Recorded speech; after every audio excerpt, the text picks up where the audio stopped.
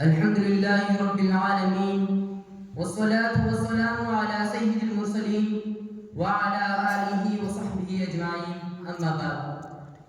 May praise be to Allah, the creator of the worlds, and peace and blessings be upon his prophet Muhammad sallallahu alaihi wasallam, the head of all messengers, upon his family and all his companions. Dear guys, in this meeting, I was asked to speak some words on the concept of equality and justice in Islam.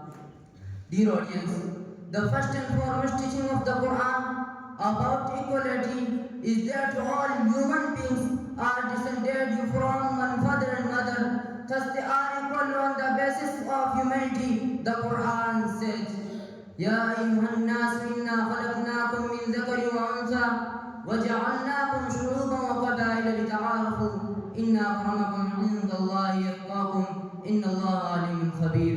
O mankind, we have created you from a male and female and made you into races and tribes so that you may identify one another.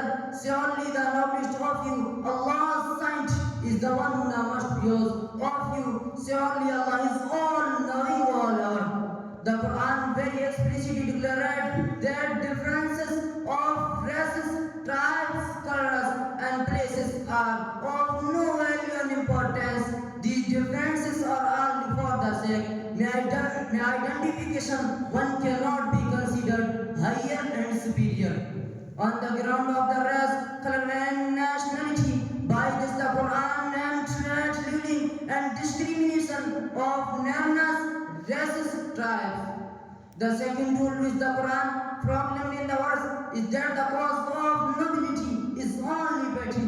Thus Islam approved that the racial pride and ego of the so-called higher classes. Dear audience, Islam is the torchbearer of equality and justice, declared the foundation stone of democracy and freedom when Europe was first asleep in savagery and the world was unaware on the spread of equality and justice. Here I will begin my talk with praise for Allah subhanahu